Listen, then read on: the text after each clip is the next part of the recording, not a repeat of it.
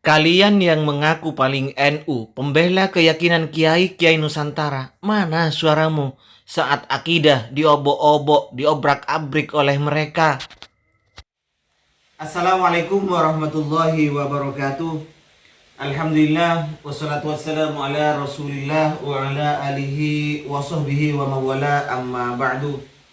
Kaum muslimin dimanapun berada, sahabat-sahabat aswaja semuanya tanpa terkecuali, pertama-tama, saya tak lupa untuk selalu mendoakan teman-teman semua. Semoga Allah subhanahu wa ta'ala senantiasa memberikan rahmatnya, taufiknya, hidayahnya, maghfirahnya, memberikan kelancaran rezeki dan kesehatan kepada kita semua. Amin. Allahumma amin. Kita tentunya tidak setuju. Bahkan mungkin kita sakit hati, marah, dan semacamnya, jengkel kalau kiai kita, ulama-ulama kita yang menjadi panutan kita dilecehkan atau dihina oleh orang lain, siapapun itu yang menghina. Tapi kita harus lebih nggak terima seharusnya jika keyakinan yang diajarkan oleh kiai-kiai kita selama ini diobrak-abrik, diobok-obok oleh tangan-tangan yang tidak bertanggung jawab, yang hanya merusak nama NU, menyusup di NU seakan-akan itu adalah orang NU. Keyakinan kita selama ini, taklimul muta'alim yang diajarkan di pesantren-pesantren, hampir bahkan menjadi pelajaran wajib di pesantren-pesantren, ini direndahkan, dihina, bahkan dianggap sebagai kitab porni oleh Pak Gembul dan teman-temannya itu. Kemana suara Anda? Kemana suara kalian ketika kitab Taklimul Muta'alim ini dilecehkan? Bahkan ketika Pak Gembul itu menyatakan bahwa Nabi Adam, keyakinan kita kan Nabi Adam di sorga. Tapi Pak Gembul ini menyatakan bahwa itu Nabi Adam di hutan tropis. Juga keyakinan kita selama ini bahwa bidadari atau yang hurul in, yang disebut hurul in di dalam Al-Quran adalah gambaran bagi seorang perempuan yang sangat cantik. Tapi ini ditolak oleh guru Gembul. Kemana kalian selama ini? Juga ketika Pak Gembul mengoceh seperti ini, menyatakan bahwa anak santri itu tidak bisa berbuat apa-apa untuk peradaban, bahkan tak bisa mandiri menghasilkan uang. Kemana suara kalian?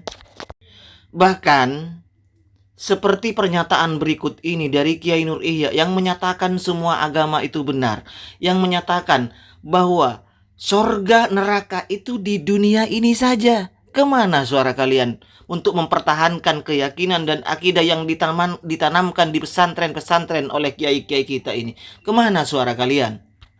Dulu itu saya waktu masih mondok, saya lebih percaya kitab kuning daripada Al-Quran. Saya semakin dijauhkan dari Al-Quran. Karena apa? Saya harus memakai itibar tabir-tabir dari kitab kuning.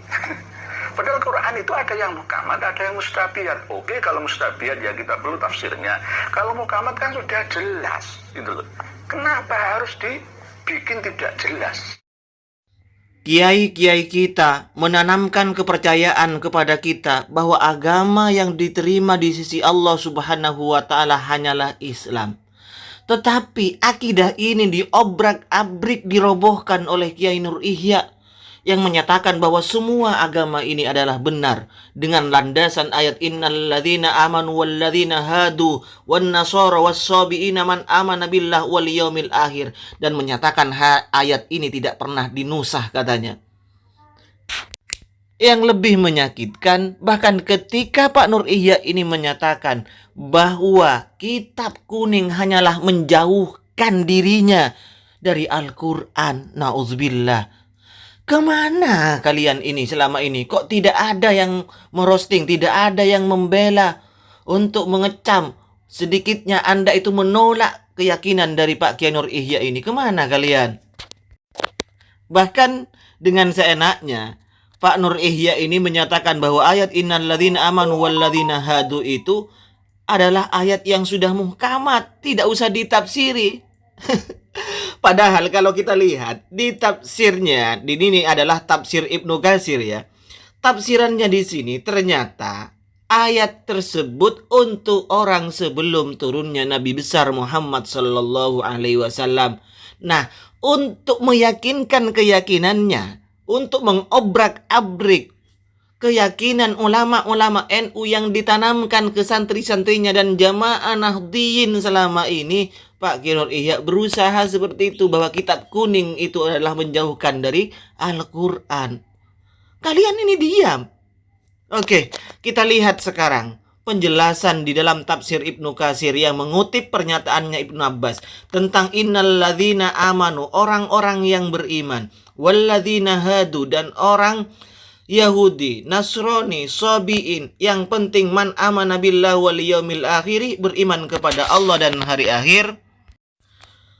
Qala, kemudian Ibnu Abbas menyatakan fa anzalallahu ba'da dzalika, setelah menurunkan ayat tersebut, innalladzina, orang-orang yang beriman, baik itu dari kalangan Yahudi, Nasrani, Sabiin, yang penting beriman kepada Allah dan hari akhir. Nah, setelah itu Allah Subhanahu wa taala menurunkan apa? Ayat lagi, wa may yabtaghi ghairal islami dinan fala yuqbala minhu wa huwa fil akhirati minal khasirin. Orang setelah turunnya Nabi Muhammad sallallahu alaihi wasallam, setelah terutusnya Nabi Muhammad sallallahu alaihi wasallam, barang siapa yang tidak beragama Islam, tidak menerima keberadaan Islam sebagai agama untuk dirinya, fala yuqbala minhu, maka Allah tidak akan menerima agama selain agama Islam. Wa huwa fil akhirati minal khasirin, dan dia di akhirat termasuk orang-orang yang merugi. Ini penjelasannya. Itu penjelasannya Pak Kiai, ya. Selanjutnya, fa inna hadzal ladzi qalahu Ibnu Abbas. Ini yang dijelaskan oleh Ibnu Abbas, ikhbarun an annahu. Ini menjelaskan bahwasanya la yuqbalu min ahadin, atau la yakbalu min ahadin, Allah tidak menerima dari salah satu orang pun, dari seorang pun. Tidak menerima apa? Tariqatan wala amalan, tidak menerima tariqah, tidak menerima amal, illa ma kana muwafiqan li syariati Muhammad sallallahu alaihi wasallam, kecuali tariqah dan amal itu sesuai dengan syariatnya Nabi kita baginda Nabi Muhammad sallallahu alaihi wasallam, ba'da an ba'asahu, setelah Nabi terutus. Jadi ayat itu Pak Kiai Nur Ihya adalah ayat untuk sebelumnya Nabi Muhammad. Anda cek kembali itu. Jadi ya Allah, inilah keyakinan Kiai Nur Ihya yang menyatakan semua agama itu benar dan semuanya akan masuk ke surga. Bahkan diperkuat oleh Mama Ghufron bahwa semua agama, apapun agamanya, akan masuk surga karena sudah ada nabinya masing-masing dan sudah berkapling.